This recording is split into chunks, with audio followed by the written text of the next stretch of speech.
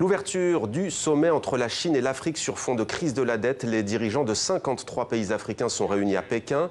Ils vont notamment tenter de renégocier les conditions de financement de leurs projets. Plusieurs contrats vont être signés également entre la Chine et ces pays africains. Avec nous pour tenter de comprendre les enjeux de ce forum, Slimane Zeguidour, notre éditorialiste. Bonsoir Slimane. Bonsoir. Ravi de vous retrouver. Alors la Chine et l'Afrique organisent ce forum qui a un thème que je vais lire précisément. Les mots sont importants Slimane.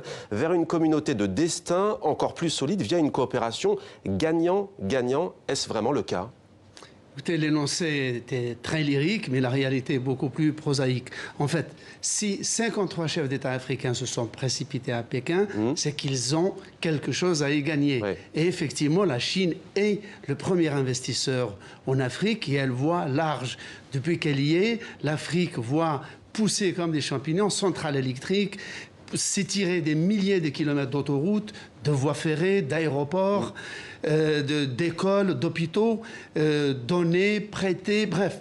La Chine est omniprésente, 10 000 entreprises, 1 million d'expatriés chinois déjà travaillent, écument l'Afrique profonde.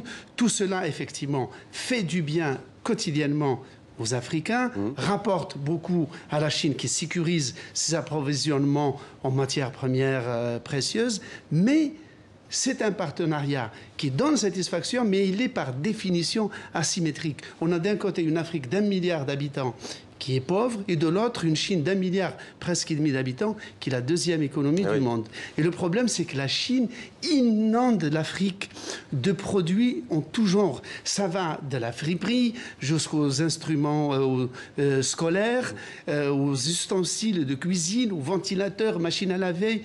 Bref, l'Afrique est inondée de toutes sortes de produits qui ont un effet pervers, c'est que cela empêche l'émergence d'une industrie de transformation africaine. Voilà pour ce décryptage. Merci Slimane.